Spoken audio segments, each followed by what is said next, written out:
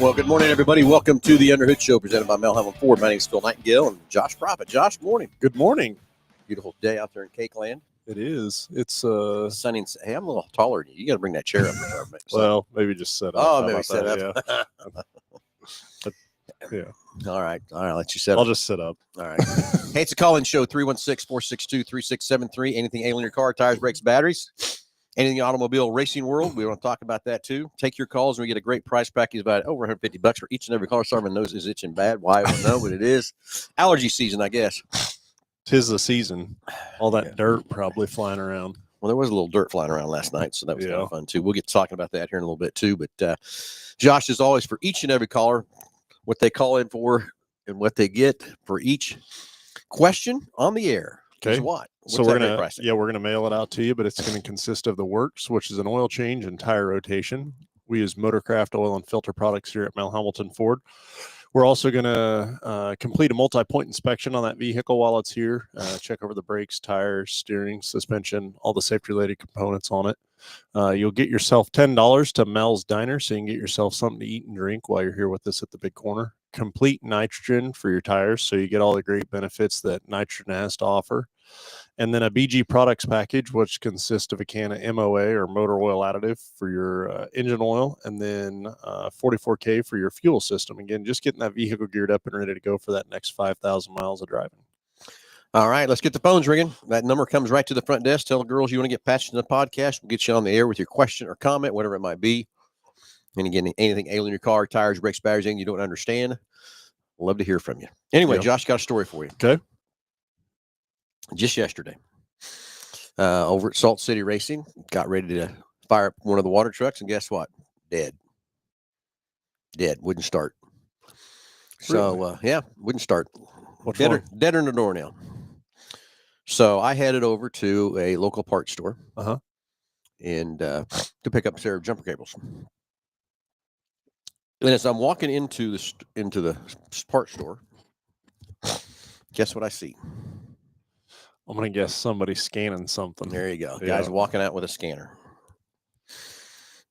So I thought, oh, no. So I head over to pick up my jumper cables. And by that time that I've selected which one I wanted, because I had to pick between, I started deciding I was going to get one of those power packs. So I just, but I knew that wasn't going to work trying to jump one of these big water trucks. So I got the number 2 gauge jumper cables and got them picked up, got around to the counter. And then he was over there at the counter with her explaining this code. And the code was a lean bank 1. Okay. And you know how vague that can be, right? I can think of instantly in my mind several components that potentially could be the possible cause of that thing. Now, so he went through and he plugged the scanner into the computer, his computer he had there, and pulled up the code and just starts reading off all the possibilities that it could be. But what I did finally, I was cringing every time I heard him talk what he was saying, because I was just ready for him to start saying, well, let's just try this part or try this part or try this part or whatever. Yeah. Anyway, it went anywhere from an injector, a mass airflow sensor, a throttle position sensor. I'm sure oxygen sensor was probably oxygen on sensor, there. Intake leak, all kinds of stuff. So I was ready for him to start saying, hey, let's take and the most probable cause of this particular code. I don't remember. I heard the code, but I don't remember what it was, P10 something.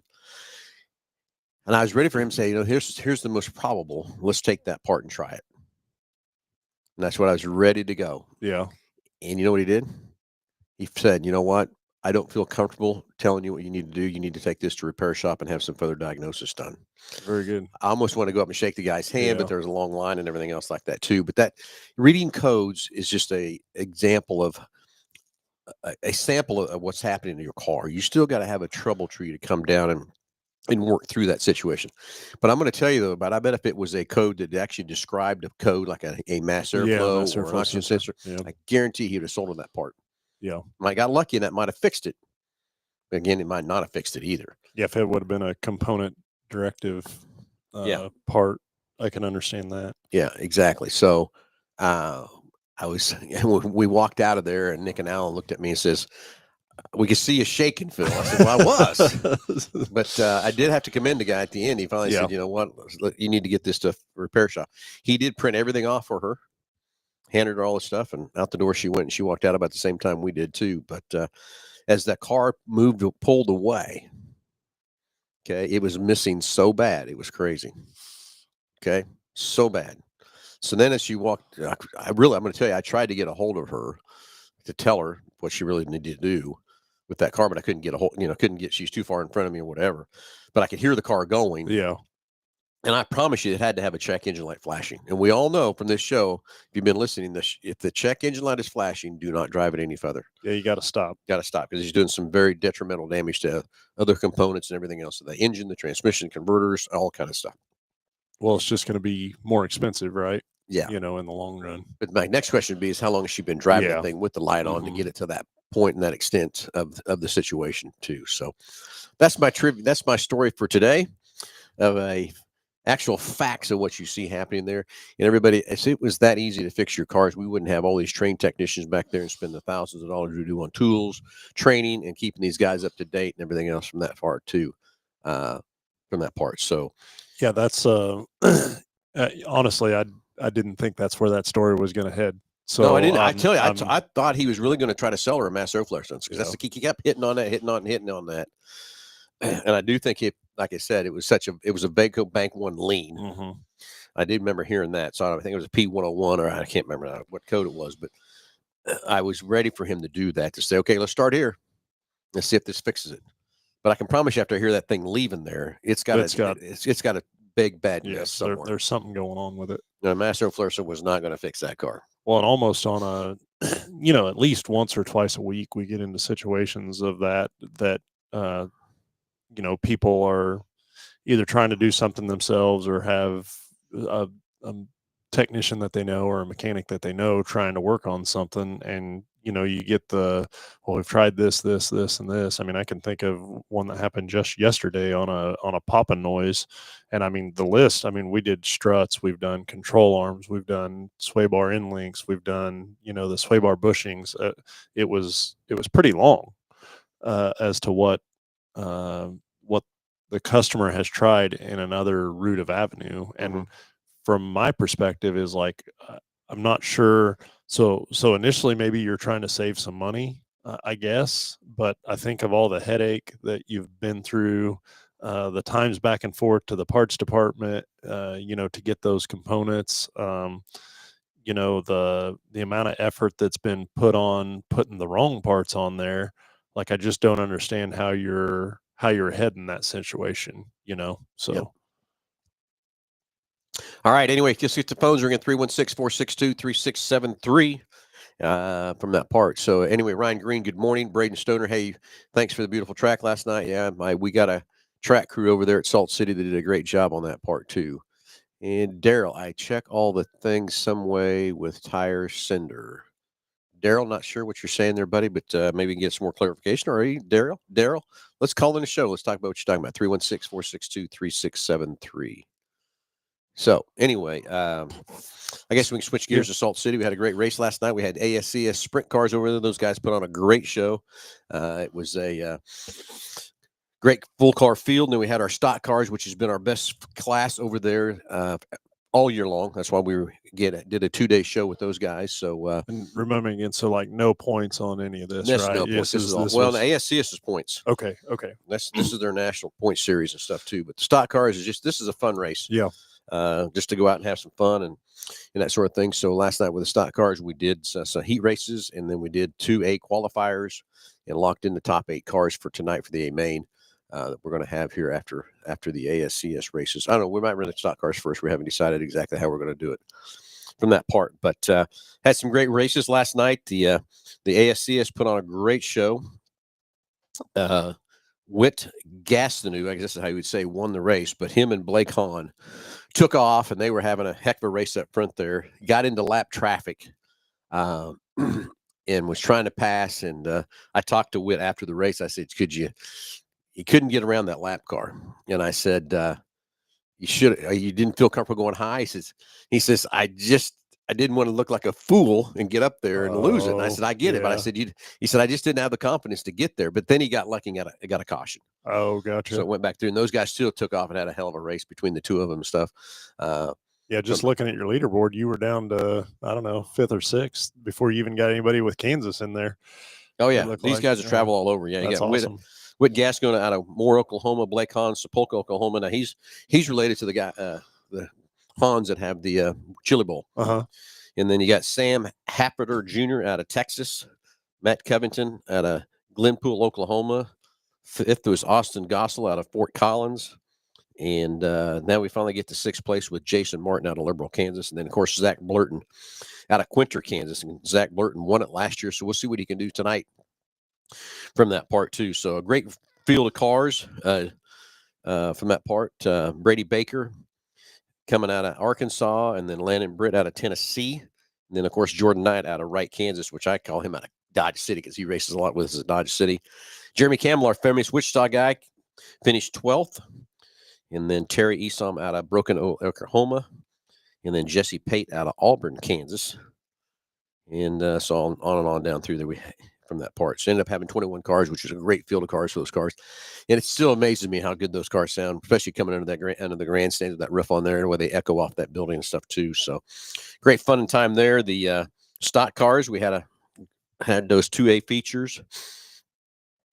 And the first qualifier, Chase Reimer it was really crazy. It had a great race between him and John Allen for first and second, up there back and forth leading. And Jace just held him off very good. So I thought Johnny was going to get him, but he didn't. And Jace just held him back there and did a great job. Ronnie Schweizer come in 3rd, Scott Millard, and then Jared Reimer, his dad, finished in the top 5 of the first qualifier. So one out of a hometown crowd then. Yeah. Second one, Chris Pitts out of Hutch. He kind of dominated the field pretty good. Really? Braden Stoner tried to get up in there, try to get him on the inside and stuff, but did a good job. Mike Petersilly out of Hoisington. And again, Mike Petersilly was our track champion this year. Tanner Tile out of Hutch, and then Clint Smith finished out the top 5 of the second qualifier. So had a great field of cars, had a great racetrack. I can't thank these guys in the track prep enough for taking care of all the track prep and everything we did, but they had a fantastic track last night. And I looked at all the tires, and not one stock car had any. You couldn't even see any wear on the stock car tires. Of course, the sprint cars and what much pressures they put on that racetrack, spoiler and stuff.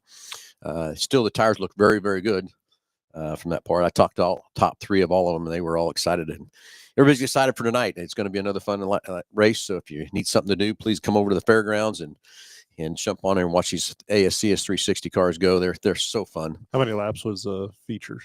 20. It's going to be more tonight. I think we're going to go 30 tonight on the ASCS. And then we will determine the stock car laps by what ASCS is going to determine what they want to have. Based on the track. Based on the track and how all that stuff. So I know the guys are probably over there right now prepping the track, getting things ready to go. Nick and I and Alan will head back over here this morning sometime and make sure everything else is ready to go and stuff. So please come over to the Kansas State Fairgrounds as the last race of the year. I can't believe we're saying that. That's crazy. Yeah. It's crazy. We're already done. It seemed like we just got started, and here it is at the end, finishing out the season and stuff too. So get over to the fairgrounds tonight. It'll be a lot of fun, a lot of stuff. And come out and after the race is over, come over and meet the driver and stuff. They're all friendly, all great. Love to see you from that part too. So now as a racer, do you do anything different when it's a points race versus a non-points race as far as like any type of experimental? Well, here I'm going to go into a couple things on the stock cars that I noticed myself. Okay. And again, the rules that Nick and I put out there, we're combining the 81 Speedway rules versus the IMCA rules and kind of combining it. But our rule was no spoiler. 81 Speedway can run a spoiler. We said no spoilers to make it even. Okay. USRA rules, you can run a 4-barrel. We said no, just a 2-barrel carburetor. Okay. And we told everybody it had to be a 500 CFM or smaller carburetor, nothing any bigger. And we have a no-go gauge to measure that. We did have to take one guy had to do a little altercation, and he had to do this little mishap on his carburetor, but that's okay. But everybody else passed on the no-go gauge we had, which is good. We told them they could run either tire, an American Racer or a Hoosier. And then all we needed to have was 2950 on the weight, and that's all he's going to tack, and let's go. So it was cool. What I saw, the most relevant thing that I saw was a couple of guys actually took their rear bumper off. Really? So the air could just go through the car so much better. Seen a couple of the guys actually drill some, probably, I would guess, I didn't get up that close to it, some 2-inch holes all through that bumper. Kept it on there, but you drilled a whole bunch of holes through it. So it's some experimental stuff. I didn't talk to the guys about that to say, hey, what you see, what you got. But I'm sure there were some guys trying some stuff too, just to see how much faster they go. And I will tell you, talking about the tires from the American Racer to Hoosier is a 50-50 on the top spots anyway, from the Hoosier to the American Racers and stuff. And so again, it's how you got your car set up for which tire, what you're going to do. When you do a mixture like that, so it kind of gives you a couple things, right? It gives you maybe some competition that you otherwise haven't run against, but then also you have the potential of having a standout of maybe what works better when you see your leader guys all having the same size, same tire, same whatever, for sure. Well, and I'll go to that for a little bit too. If we had a heavier track, which tire would have performed better? If we'd had a dry slick track, which tire would have performed better? But we had a good, nice, even track. It wasn't heavy. It wasn't dry slick either. The track still had moisture in it after the race was over. I drove around the racetrack after the races were over. So who knows if the track would have went one way or went the other way, or the stock cars ran after the sprint cars. So, the sprint cars could have really wore the racetrack out. They didn't. Yeah. I mean, we had a little bit of black going into 3 and going into 1, but other than that, the track they did a great job. Kyler and his crew over there, Jason and take care of that track and made it phenomenal. I mean, they did a great job with it. We had a lot of moisture in that track. We went over there Wednesday and I dug down 4 inches in that track and still got moisture. So that was huge. We put just a little bit of water on, not a lot of water at all, throughout yesterday and stuff too. So yeah, I would say this season in general, as far as racing goes, again, don't know this, but just more of an assumption, is probably you've used the least amount of water, in the sense that Mother Nature is really. Mother Nature did us a great job of taking care of us and making us have less water truck time. It's kind of like the guys I called APAC, who helps us with water trucks, and along with our 2 water trucks too. And then they said, you really need a water truck that early? Because I needed it on Wednesday. I said, well, hey guys, I hate to tell you, I need it more for a packer than I need it to haul water. Than the actual water portion of it. Yeah. So anyway, hey, let's get the phones. We're getting 316-462-3673. Anything alien car, tires, brakes, batteries. You want to talk about Salt City Racing or anything in the racing world? We don't care. We'd love to hear from you and get your great calls coming up through here from that part. So anyway, Daryl, still would love to hear from you. Manhattan here. Not sure what Daryl's got going on there from that part either. So we'll get some questions. Delbert, how's everything down in Oklahoma? Said he just got back from vacation is what he said. Oh, he did, didn't he? Wonder where Daryl went. Wonder where Delbert went. Oh. Bill Lindsay, good morning. And so anyway, Josh, what other exciting stuff's been happening in the shop? I can't believe it's already October. Yeah, definitely been extremely busy back there.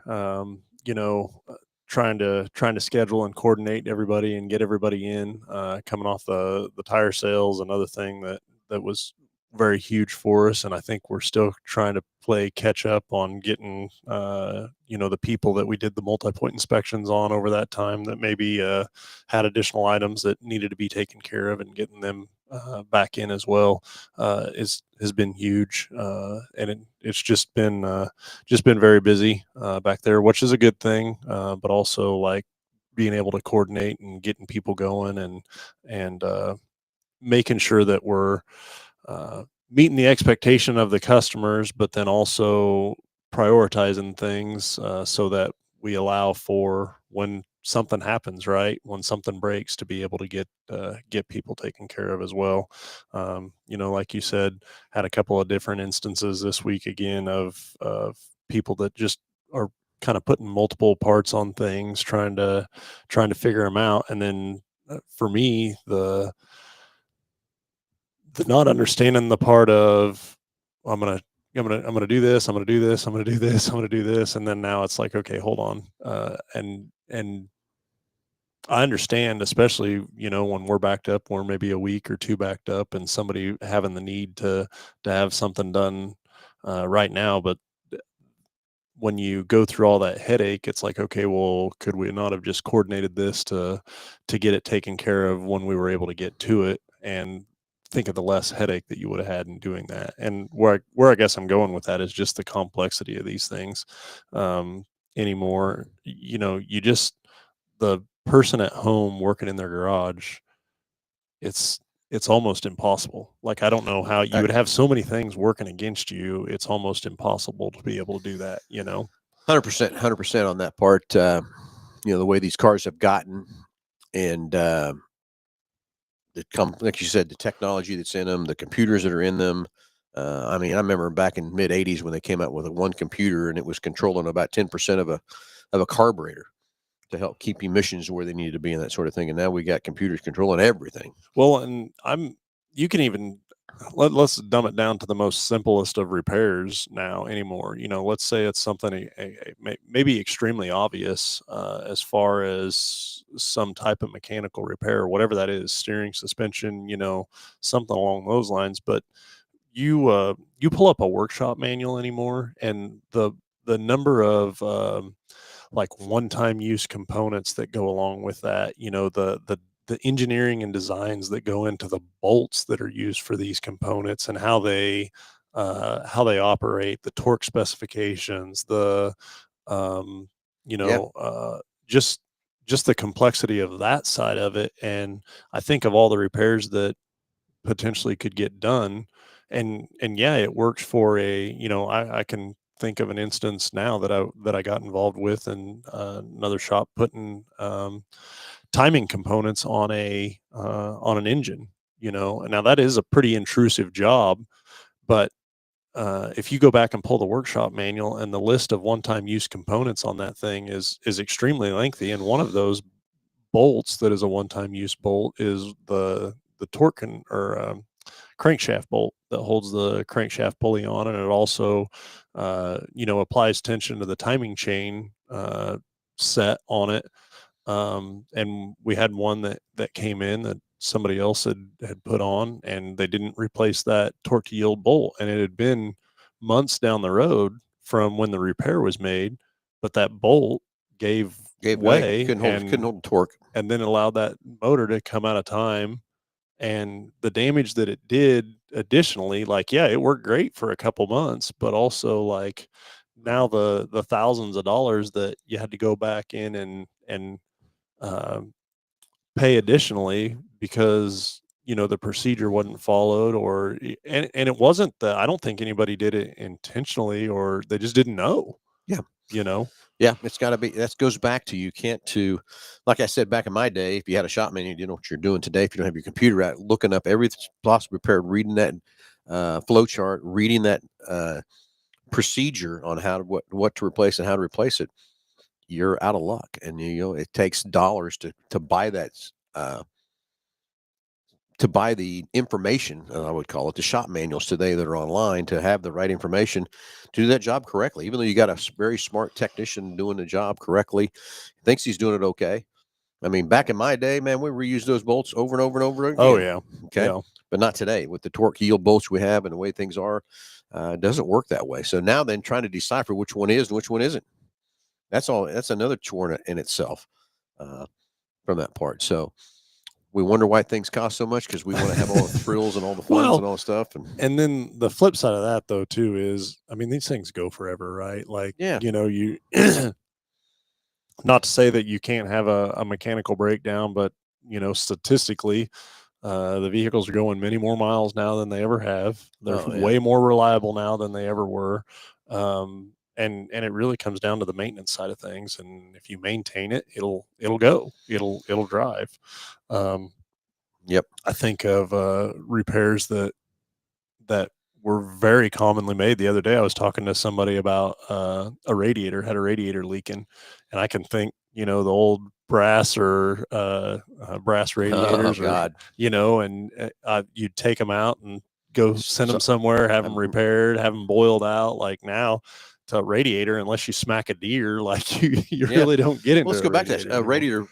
You know, blowing it out because it was so full of corrosion, and we didn't realize what was happening back then. It was because it was a pH level so jacked up, just eating away at everything. That's what ate up those radiators.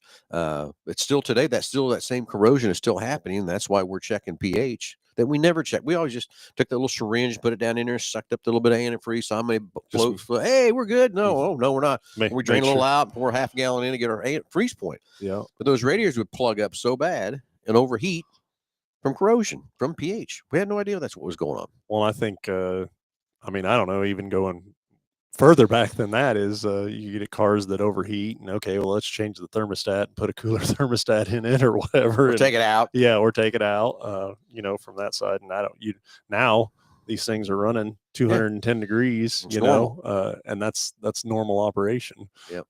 For sure. So just a lot of it's advanced a long ways for sure. There is.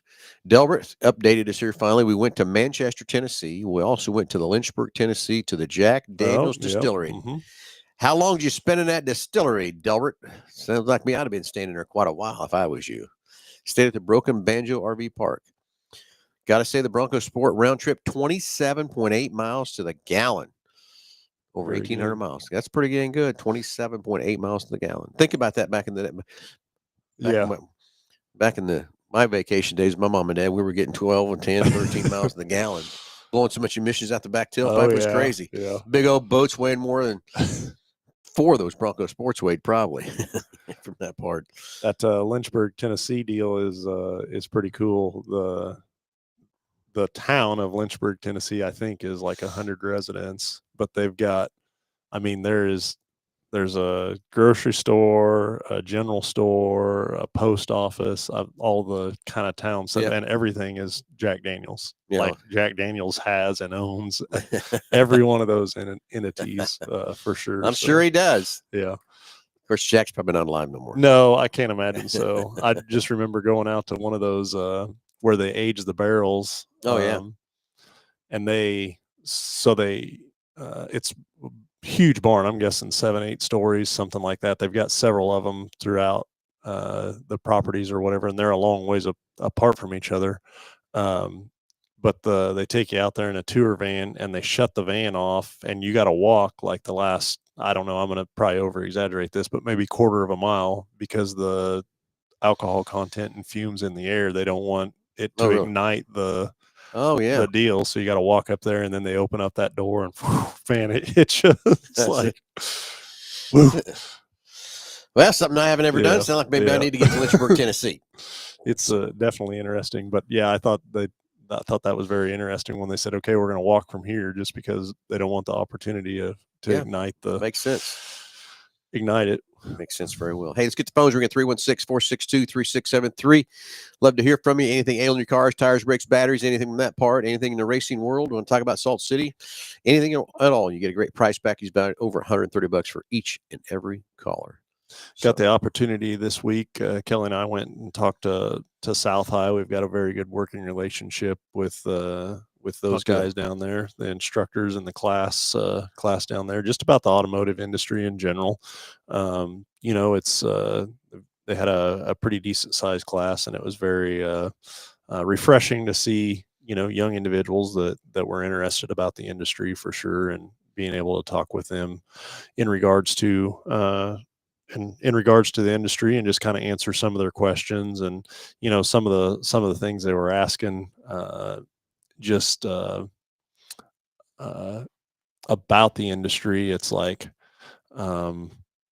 intriguing, I guess, from their perspective, what the view of the industry is versus what it actually is as well. And so we've got a couple of those individuals that are kind of come up and do a job shadowing so they just started their second half of this first semester. And so they'll be able to come up here. Is that a 2-year or 1 year?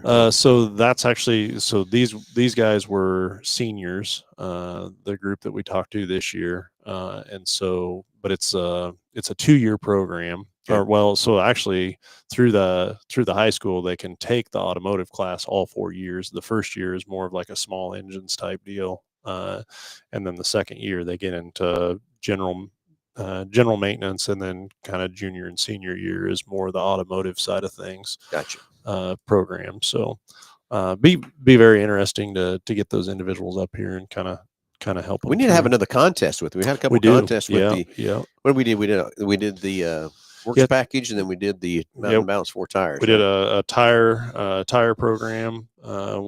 So we've done this both with North and South High, both, and just trying to reiterate it and make it fresh and stuff like that. And it was always very eye-opening to those guys after they had a competition within their class to then have one of our guys be able to do that. And it was a timed event, and just what that proved to them is that there was validity and efficiency, right, and number of footsteps, and being methodical in what you were trying to do and when, because everybody did a pretty dang good job as far as the thoroughness of like the multi-point inspection and got all the items on it. It was just putting it all together and making it efficient. Yeah, was really the part of it. And like talking with the instructors, and he's like, it's my job to give them the points of what they need to do and why and the importance of that. But then the efficiency side of it, he says, there's just not enough time for me to, in a school year and number of working days and stuff, to express the importance of the efficiency side of it. It's just something they've got to pick up on their own for sure. It goes back to my day in Botech school when I went. I did that after high school. Of course, I went to Salina Botech, and there's just so much going on in our world today. That these programs are either 1 year or 2 year programs, and man, there's a lot to feed to these kids to get them up to speed, to get them where they need to be, and like you said, from efficiency to knowing all the stuff, be able to comprehend and read the online stuff. And I mean, it's a lot. I would even make the argument too that, back when I was in Votech or in this industry, and the amount of knowledge or training that it would take to get you, let's say, industry ready versus today, there's a lot to it. There's especially when it comes to the electronic side of things and understanding what's going on, from that side of things. And one of the things that we talked about in the class or to the class was just the difference between an independent repair facility versus going into a dealer side of things. And we've talked about this many times on the show, and as far as the training and tools and equipment and stuff like that. And one of my big things with these guys, talking to some of these younger classes, is talking about things, when you have a car broke in your stall, if you're in an independent repair facility, you're probably calling a parts house, right, to get that part. It's not a matter, and hopefully they got it. And then, what part house are you calling, and what's the care of that guy to get you the right part, and then the time to get it there versus, in our particular situation, we've got $4.5 million worth of inventory right here that's ready to go on a broke car that's in your stall. And we've got, very educated parts individuals that are, that's what they do. That's their job, is to get you the right part the first time. Efficiently. Efficiently from that side of things. And, one of the other things that we talk about is with today's modern vehicles and how advanced they are in technology, and how much of it is equated to, module programming or reprograms or updates and stuff like that, as far as the percentage of repairs that are fixed that way.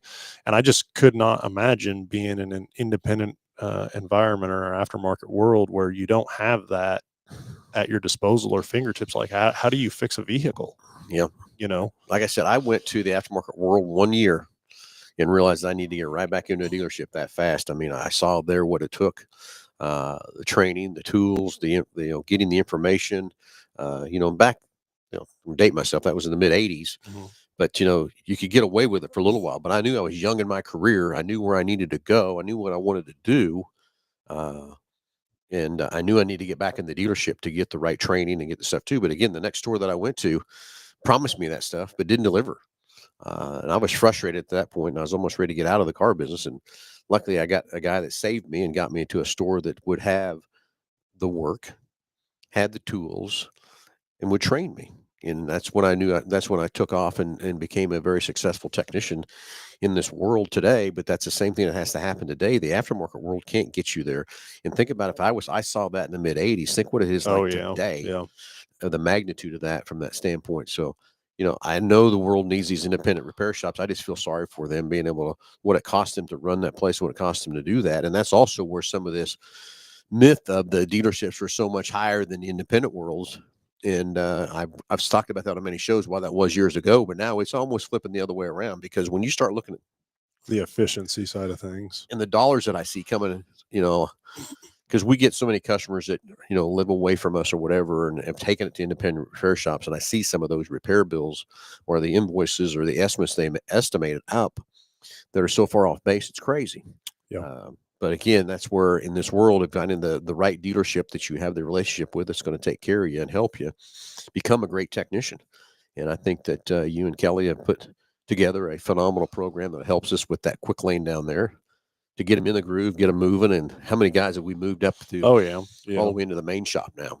Yeah, very much so. And that's something that that we talked about too, is the importance of as you get into this career and advance through the different technical sides of it, and become work on more and more challenging things and more advanced sides of the technology of it. But it's almost like there's several aspects that would deem that somebody's kind of ready to do that. And, one's tools and equipment, the other one's training, the, efficiency plays into that part. If you can't be efficient in the fact of just doing the basic services, right, then we need to spend a little more time in that, and getting you efficient in those steps before doing something more challenging. And so, and everybody, the question always is, okay, well, how long did it go from here to there? And it's just such a variable answer. Or the other side of it is,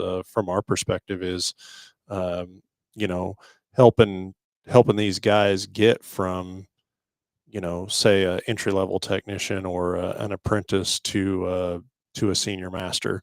Everybody is gonna be able to do that on a different timeline based on their needs and abilities and stuff like that. Some guys need help with tools and equipment. Some guys, need help more so with the training side of it. And it's having an employer that recognizes that and is able to work with you in any way or any capacity, and not just one rule of, hey, this is how we do it. And if it works for you, great. If it doesn't work for you, then you're not going to get there, type deal. And I'm going to tell you, we're talking about the automobile world, and we're talking about being an auto technician. But last night I was talking to my good buddy over there at Hutch, that is owns an electrician place, and he's fighting the same thing we are, finding the people that want to work, show up on time.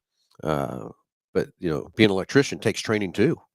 You got to get trained. You got to stay advanced. You got to stay on top of it. And if you don't, you're going to get left behind. And it's the same scenario. But that's just my conversation I had with him last night at the racetrack during the break and stuff, talking about that different situations about employees and different things. Because we were talking about, running the racetrack and when employees doing what's happening. That's how we kind of led into the conversation. But, if you want to be an electrician, you want to be a technician, you want to be whatever, or plumber, whatever, even a plumber's got to stay advanced. Certainly. With all the new electronics that's coming into your house to control your water, control your heaters, control everything else from that part. So it's just an evolving world into computers. And guess where? I'm telling you where I'm at. This new AI that was out years ago wasn't very good, and now it's very, very good. Yeah. Where that's going to take us in the next year, next 2 years, next 3 years, next 5 years, I think we're going to be blown away about how much stuff AI is running for us and taking care of stuff for us. Yeah, I would definitely agree with that. And that's one of the things that we talked about quite a bit with this class, or is just the talking about all the subsections of the vehicle and training. We spent quite a bit of time on training, because that seemed to be quite a driving factor for the students, or stuff that they were interested in. And but Ford obviously has manufacturer training for the steering and suspension and brakes, but electrical, the amount of training on the electrical side of it is probably 2/3 the size of any other category.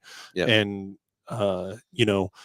we have electrical in our base brakes anymore. We have electronic parking brakes on it, and so you can't get there without that knowledge and without having a good base on electrical knowledge. And from me, I've always viewed the electrical somebody that is very efficient in an electrical diagnosis is typically very, very good in their routine flow of diagnosis, just because they mirror each other.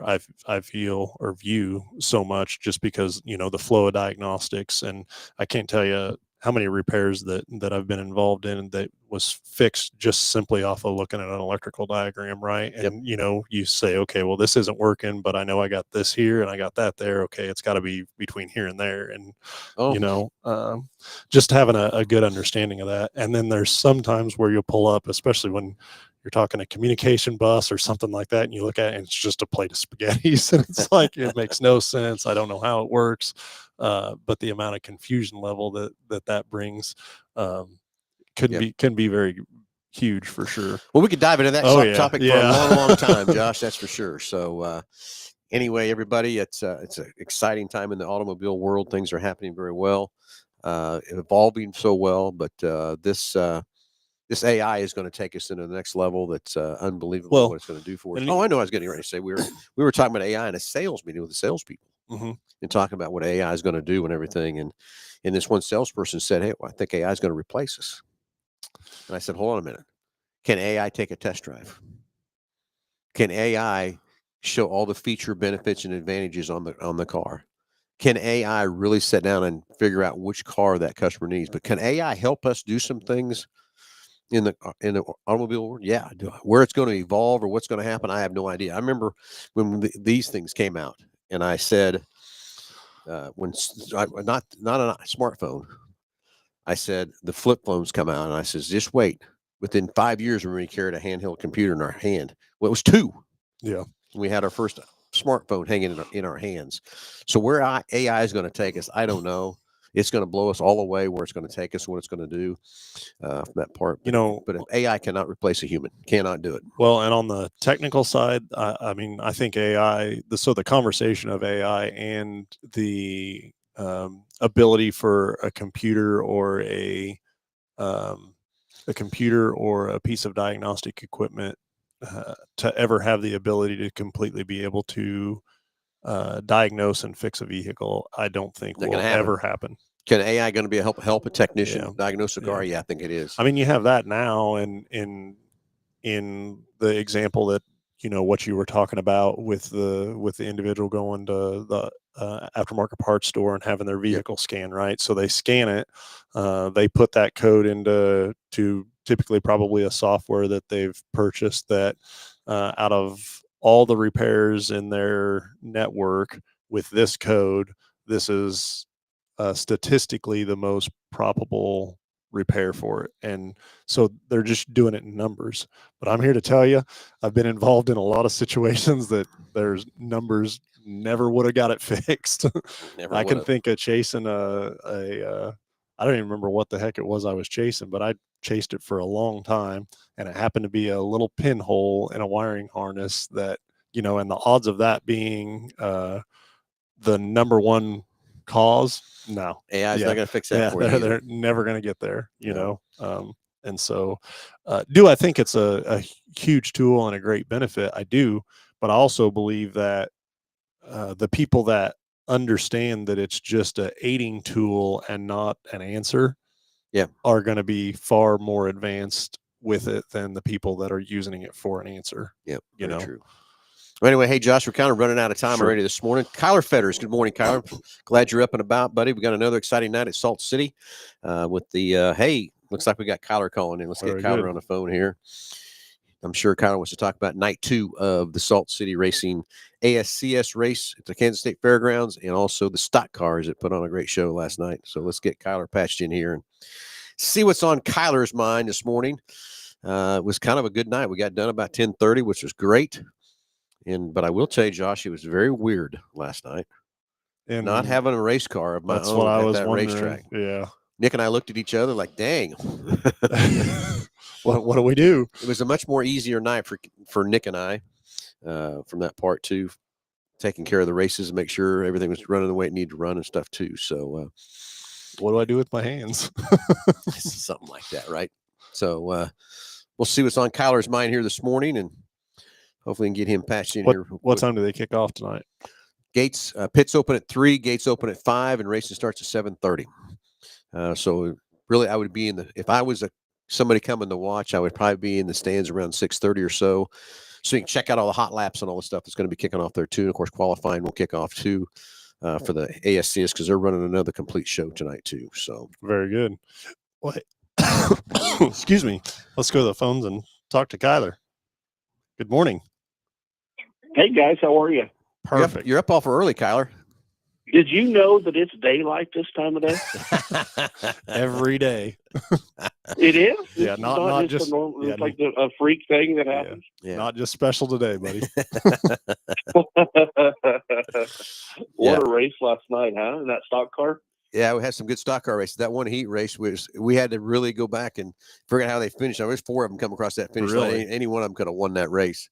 It was a great race. But Kyler, hats off to you and your track officials taking care of that racetrack. Everybody's talked about how great a racetrack it was last night, and I can't wait to see if we improve it just a little bit more, how much better it's going to be.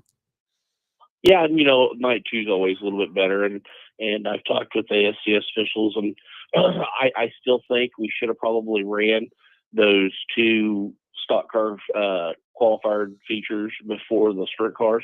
I think it would have widened the track out a little bit more.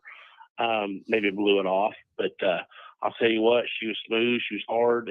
I looked at tires. I don't think we hurt a tire last night. I didn't see one either, Kyler. I looked and I didn't see nothing either. I looked at every. It's just wing car. I'll tell you what, wing cars on a half mile. That's what you can get. Okay, and I don't know why that is. You look at Eldora, some of those other places, it does the same thing. It takes a little bit to widen out.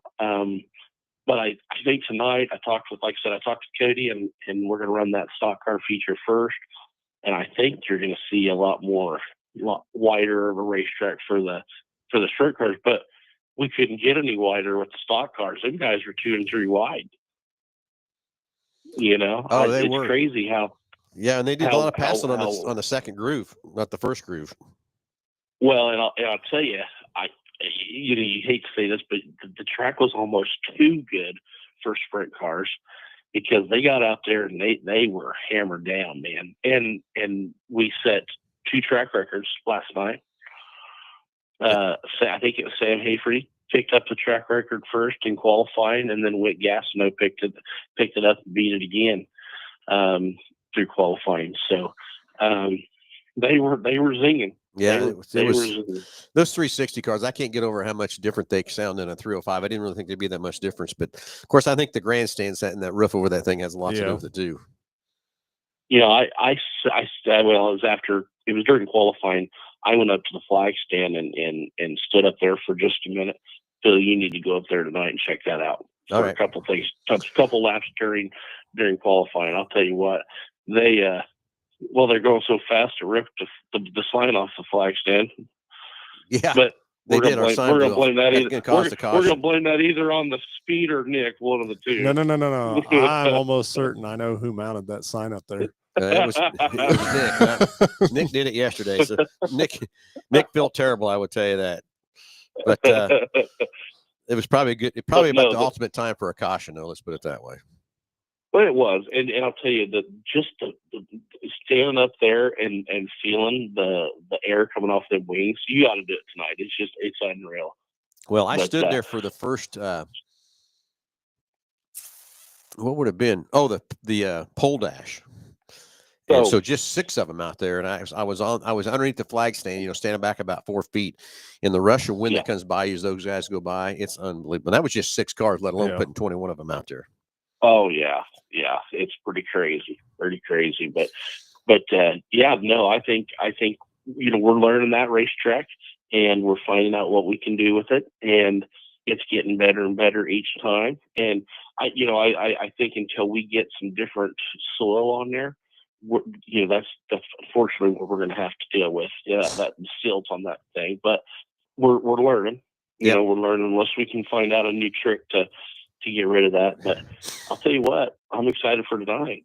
No, It'll be a good one. it's going to be a good race. Everybody, you don't want to miss it. You need to get over there to the fairgrounds and have some fun. We got complete another show for the ASCS car. Hey, the other thing is, are they going 30 laps tonight, or do you know if they're still, because it was 20 last night? I was thinking it was 30 tonight. Well, you know? I think they're going 30. I think they are going 30, and then we'll run 20 on the stock cars. Yeah. Is that right? Are we running 15 or 20? I think 20 tonight. We're going to do 20. I talked to Lonnie last night, and he wants to watch the racetrack and see. I said, I'd love to run a 25 lap feature for the stock cars, but he says, we need to make sure how the track's going to hold and stuff. So we'll get together, you and I and Lonnie and Nick will get together and kind of determine the actual, right, how many laps of stock cars, but they'll go. We'll just have to see how the guys go. Jesse and Jason will get that racetrack dialed in real good today, I know, and put some more moisture back in that thing a little bit. But really, I drove around a little bit there last night. The moisture was still pretty good.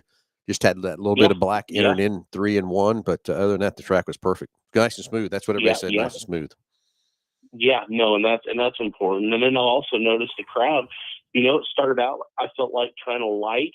But as the night went on, I think a lot more people rolled in even after heat races. I think maybe they were getting done with football and coming out. So tonight we should see a really good crowd in the stands.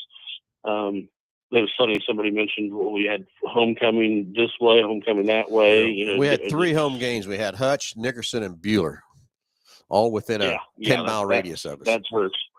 Yeah. And I get it. High school football's there, but tonight's the night. Everybody needs to come out to the Kansas State Fairgrounds and have some great food and cold beverages from Carrie and Charlie's gang there at the fairgrounds and have some fun. Yeah, no, but it's going to be a great night, and same start times they're telling us. So, yeah, and who would have thought yesterday it got kind of warm? We hadn't had temperatures like that for a while too. It was beautiful. Here it is. October. Crazy. Yeah. Yeah. Yeah. Next week we've got USAC back in Dodge City after 14 years of not being there. So hopefully we can continue the nice weather and get everybody out for the USAC sprint cars. That'll be a fun show. I'll tell you, I wonder what those sprint cars, the USAC sprint cars, would be like on the half mile. That'd be kind of cool. Oh, they drive a lot different than the USAC car, but USAC cars are cool. Yeah, I thought about the same thing as what those cars would sound like on that half mile. Oh man, big 410s. I'd be sure. What do you have left for Dodge City? Yeah, so that's it. October 17th, we have the USAC show, and then the 25th of October we have our banquet, and then we're going to hit it hard, and we've got some projects that we're going to do over the winter to get ready for next year, and got some big announcements to make here in the next month or so as far as schedules go. It's going to be another great season, and look forward to it. And of course, we'll be announcing some of the stuff that we've got going on next year at Salt City as well. So, everybody thinks the winter time is kind of our off time, and it is, but it's when not really. Like sometimes that's when we do the most work. Yeah. Yeah. So it's almost turned into where there's no off season for us here.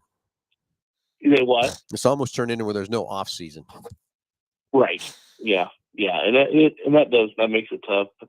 But I'll tell you, man, we just started this race season. I feel like, me too. It's already over. I feel the same way. I think we just started it, and here it is. We're winding it down. Well, and then I don't know too the way the weather's been, and to have as much fortune as you have over at Salt City for sure in that type of climate is huge. Yeah, Kyler, did you have a rain out this year? Oh yeah, I've had 4 or 5. Yeah. Did you? Okay. Yeah. So we only had the one at Salt City, so that's why I couldn't remember how many you had or whatever either. Yeah, we got our high limit show got weathered out because it was in the 30s, and that's you never know. You never know having a show in early April like that. Sure. The last couple of years it's been great, and this year it's just a little too cold. But yeah, if people listening, if you haven't seen USAC sprint cars, and they are different beasts from the Silver Crown, go check out some of the videos we have on Dodge City's Facebook page or USAC's racing right now. It's they're in full swing with the USAC sprint cars, and they've got a lot of tight points battles. I'll tell you what, it's going to be wheel to wheel slide job city. It's going to be pretty awesome. It will be. Them guys that run them 410s are just crazy, in my opinion. But and then we're paired with Marcus down at Route 66. So Friday night they'll be in Dodge. Saturday night they'll be down in Amarillo. So just a short hop from Dodge. I think it's like 3.5 hours down to Amarillo. So not a hard pull. And they're telling us we should have a really, really good car count. Yeah, it's going to be a great weekend. Like I said, then we got our banquet at Hutch on November 1st. So, yeah, November 1st for Salt City. Yep. You got me working pretty hard the next couple of weeks. So. And then we had the Texas Motor Speedway. And I'm so excited about that. I talked to Kenny Brown just this week, and he's excited to have us go down there and duel against the Rev and with the Rebel late models. We partnered with them on the Power Eye sanctioning this year with the Rebels, and that show is going to be amazing because I think we have the arms with the Heartland guys. We've got the Power Eye 410 sprints, and they're pulling a great number of 410 sprints. And then you got late models, and at a beautiful place like Texas Motor Speedway, at the dirt track. That place is awesome. Yeah. Anyway, so can't wait to get there for that. That's going to be a fun time for sure. Yeah. Yep. Yeah, it'll be great. So we're going to get out to the racetrack. You think about it. So that's November, December, January, February, March. There's racing. I mean, it's right back at it. Ain't that crazy? It used to be you didn't start racing probably until school was out or after Memorial Weekend, really, Yep. And state track. Yeah. And then now everybody there's no off season because a lot of these drivers are going straight into the Chili Bowl, Yep. in January, Yep. or the shootout, in December, or the Dome early December for a lot of our open wheel modified and late model guys. There's not a lot of turnaround anymore. Nope. Just go. Kind of kudos to the engine builders and all that because we don't think we have an off season anymore. These engine builders damn sure don't. Yeah, sure don't. They're they going don't. they're going nonstop. Yep. Nonstop. I was talking to Ty Householder and Craig Myers the other night with Myers Engine. They're putting out about 60 engines, 305, just 305, not their 360 program or stock cars, all that. They're putting about 60 Race Saver motors out a year. Man, it's more than one a week. Yeah, let on top of everything else they're doing. Phenomenal.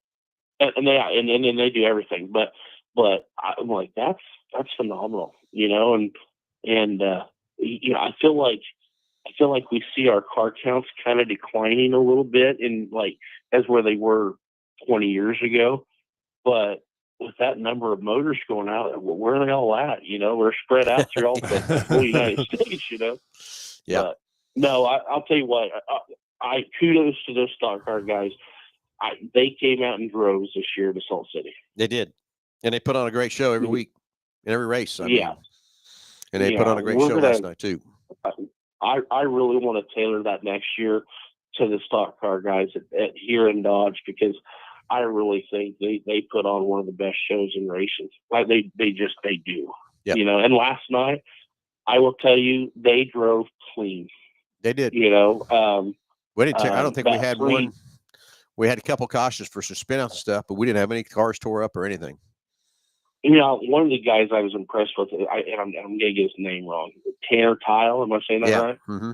Or Seal, that 3 Tile. car. Yeah, 3T. I'll tell you what, that kid's going to be really good because I was watching him and I'm like, oh, don't do it. Like, don't bump and run. He backed off when he should. He put his nose in there. Mike Peterson is another one. John Allen. They all raced each other really clean, and it's not like the hobby stocks. And now everywhere you go, the hobby stocks, they kind of beat and bang. But I think a lot of that too is they don't have the quick steering boxes, like the better steering, so I think a lot of that's just kind of race car related.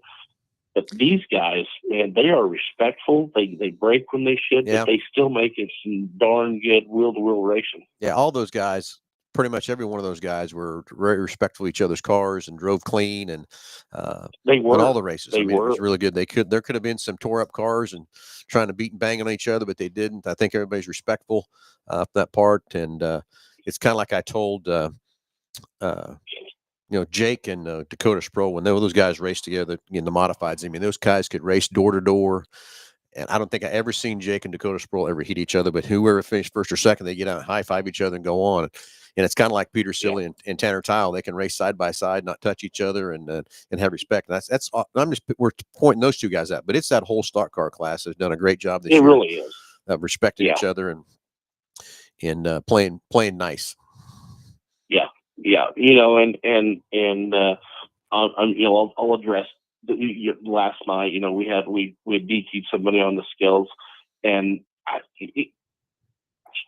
tonight, we may look at doing some, setting the officials all down and having a little talk about that. We need just to have a little better communication and better stuff. And I think we need to talk to the drivers a little bit about it too. And I hope all the drivers that, and I felt bad for that kid that was in fifth that we had go ahead and stop at the skills. But there was darn sure miscommunication in that deal. And I think tonight, there's so much passion in it. I think nobody got out of hand or anything with absolutely not. There was a lot of respect there and stuff too. There was a lot of respect, but tonight I think you're going to see some darn good racing. We're going to start tonight with the redraw, I believe, in front of the grandstands. So we'll redraw the top 8 that locked themselves in last night to where they'll start for the dash, and then we'll be heads up out of the dash.